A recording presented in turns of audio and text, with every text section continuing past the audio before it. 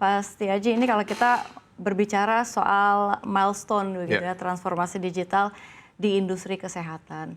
Kalau kita lihat ini kan tentu saja menjadi tulang punggung begitu ya dalam menutup kesenjangan layanan kesehatan antar wilayah dan juga antar kelompok masyarakat. Jika kita menarik ya garis waktu, apa milestone terpenting dari transformasi di industri kesehatan ini antar wilayah dan juga antar kelompok masyarakat? Ya, kalau kita lihat ya milestone ini kita bisa tarik benang merahnya per tahun gitu ya. Dulu di 2021 milestone yang paling penting adalah bagaimana kita mendigitalkan layanan COVID, dulu dikenal dengan Peduli Lindungi. Nah, kemudian di 2022 kita mulai mengenalkan Satu Sehat, sebuah platform integrasi digital layanan kesehatan. Dan kemudian di 2023 kita mentransisikan aplikasi Peduli Lindungi menjadi Satu Sehat Mobile, yang kemudian pada tahun itu kita juga mulai menginisiasi Genomics ya, program Genomics, dan kemudian di 2024 memperluas cakupan Vaskes supaya lebih digital, dan kemudian terakhir di 2025 tentunya yang paling ingat di kita adalah cek kesehatan gratis ya, bagaimana mendigitalkan layanan kesehatan. Jadi setiap tahun kita ada beberapa capaian penting untuk dalam rangka mendigitalkan seluruh layanan kesehatan tadi.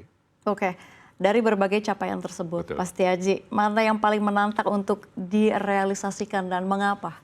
Ya, pasti kan urusannya digital ini ada urusannya dengan internet akses ataupun infrastruktur gitu ya.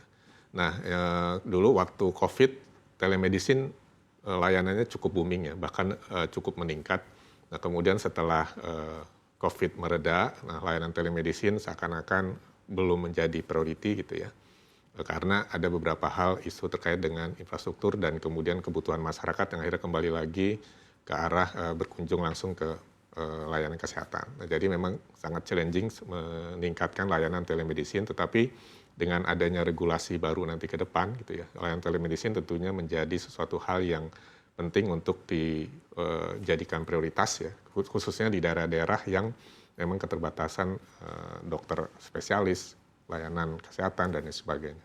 Oke, baik. Tadi kan Anda juga telah mention ya, jadi Kemenkes ini kan telah mengembangkan berbagai platform digital, mulai dari Satu Sehat, telemedicine, hingga digitalisasi fasilitas kesehatan. Kalau misalkan kita lihat gitu ya, selama 2025 atau hingga 2025, platform mana yang dampaknya udah dirasa oleh masyarakat? Ya, atau semuanya udah mulai terasa nih? Ya, secara umum sebenarnya semuanya masyarakat merasakan ya bagaimana sekarang bisa melakukan pemeriksaan dengan online.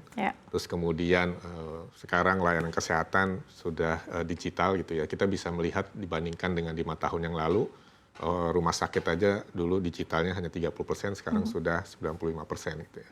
Nah, sehingga masyarakat akan lebih mudah misalnya mendapatkan layanan dengan antrian online, terus kemudian mendapatkan hasil secara online, termasuk dengan yang Satu Sehat Mobile, di mana kemarin kita sudah meluncurkan lebih ke arah personal asisten gitu ya, sehingga kita bisa tahu potret kesehatan kita sejak dini, termasuk kan mengintegrasikan dengan layanan cek kesehatan gratis, sehingga kita bisa lihat kondisi saya hari ini, mana yang merah, mana yang hijau gitu ya, sehingga kita bisa melakukan perubahan gaya hidup ataupun aktivitas kesehatan yang lebih baik lagi. Oke, artinya bisa dikatakan dampak tersebut itu lebih terasa di aspek dari kecepatan layanan secara keseluruhan, atau memang di kualitas pengambilan keputusan medis atau seperti apa, Pak? Betul, termasuk juga bagaimana sekarang teknologi ke arah yang minimal invasif ya. Sekarang kan ada robotic surgery, ya, termasuk salah satu teknologi yang biasanya kita butuh waktu untuk melakukan pemulihan recovery, sekarang jadi lebih cepat recovery-nya. Termasuk juga adanya beberapa penemuan teknologi terkini ya, dengan diagnostik, screening, dan sebagainya. Ini sebenarnya melengkapi bagaimana layanan kesehatan kita menjadi lebih efisien, efektif, termasuk juga lebih presisi, ya, atau dalam arti lain lebih personal. Oke, baik. Kita ke penyempitan kesenjangan layanan di wilayah 3T berikut begitu ya. Salah satu tujuan besar transformasi digital ini kan kita lihat pemerataan layanan. Seperti yang tadi kita udah sampaikan di awal. apakah di tahun 2025 ini sudah ada indikator konkret Pak Setiaji ini untuk yang menunjukkan kesenjangan layanan kesehatan mulai menyempit terutama di area atau di wilayah 3T? Ya, jadi waktu kita mulai meluncurkan platform Satu Sehat ya, kita kan mulai memang dari Pulau Jawa lebih dahulu, kemudian memperluas cakupan layanan digital kita ke arah di luar Pulau Jawa.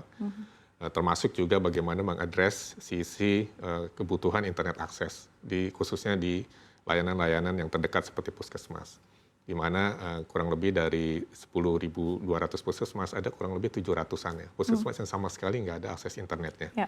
Nah itu sudah kita fasilitasi dengan layanan internet ya yang berbasis satelit sehingga mempermudah vaskes tersebut untuk melakukan digitalisasi di layanan tersebut.